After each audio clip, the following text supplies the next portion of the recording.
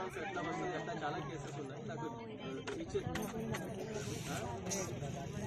ఎవరైనా కట్టారు అంటే మళ్ళీ లోన్ మాఫీ కట్టారు, ఏం మాఫీ చేయాలి? మీకు లోనే లేవు తర్వాత ఏం మాఫీ చేయాలి? అట్లా చెప్తే ఎవరైనా 5 సంవత్సరాలు 4 సంవత్సరాలు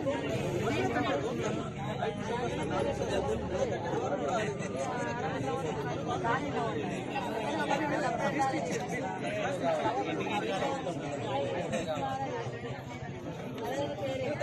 జీరో వస్తలేదు మాకు. కరెంటు బిల్లు జీరో వస్తలేదు. మేము 2 సార్లు అప్లికేషన్ ఇచ్చినాం. ఎప్పుడు చెప్తున్నారు? ఎప్పుడైనా చెక్ చేయించారా? ప్రజాసేవా కేంద్రాలు ఉన్నాయి, ఏం చెప్పారు? మేము అక్కడ అప్లికేషన్ పెట్టమంటే ఎంపీడీ ఆఫీసులు ఇచ్చేసినాం. అక్కడ చెక్ చేశారా? మళ్ళా పెట్టేటప్పుడు వస్తుంది అంటారు.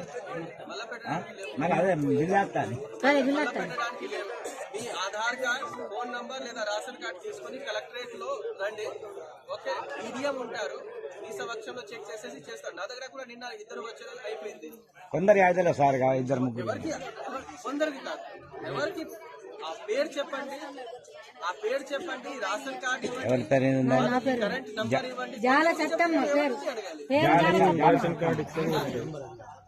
Ration card, Aadhaar card, mobile number, ఏ మొబైల్ నంబర్ నుంచి అప్లై చేశారు, 3 అండ్ కరెంట్ బిల్ లో యుఎస్సి నంబర్ ఉంటది. ఈ 4 డాక్యుమెంట్ తీసుకొని కలెక్టరేట్ కి లేదా ఎంపీడీ ఆఫీస్ కి వెళ్ళాలి. ఎంపీడీ ఆఫీస్ లో కంప్యూటర్ ఆపరేటర్ ఉన్నారు, వాళ్ళ దగ్గర కరెక్ట్ చేయడానికి ఉంది.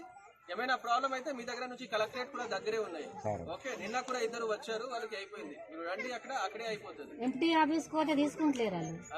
అంటే మళ్ళా కొత్తగా పెట్టినప్పుడే మళ్ళా అయితే కానీ ఇప్పుడు కాదని తీసుకోవాలి. ఆ టైం పెట్టుకోలేదు.